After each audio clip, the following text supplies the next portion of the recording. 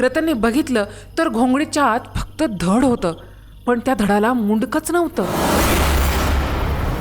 हे चित्र बघून तो मोठ्यानं ओरडला, खूप घाबरला. एकदम काळजात धडकी भरली. रात्रीच्या गारठ्यात देखील अंगाला घाम फुटला. वाट चुकीची की बरोबर हा कुठलाच विचार न करता तो गाडी जोरजोरात पळवण्याचा प्रयत्न करू लागला. मागे लागलेली पीडा काही कमी होती का?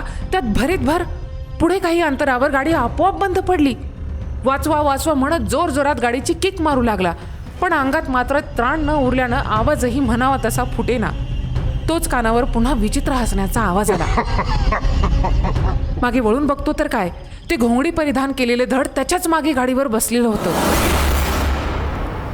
गाडी खाली सोडून देत एकदम धडपडला, उठून जोरजोरात पळू लागला, पण ते धड काय त्याचा पिच्छा सोडेना. स्वतःला वाचवण्यासाठी रतन जीवाच्या आकांतानं पळू लागला.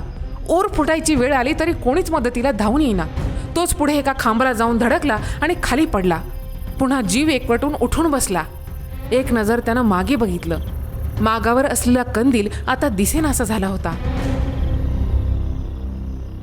जरा वेळ तिथे शांत बसला. घरी एकटी असलेल्या सुगंधावर काय बीतली असेल ह्या विचारानं रतनला एकदम रडू फुटलं.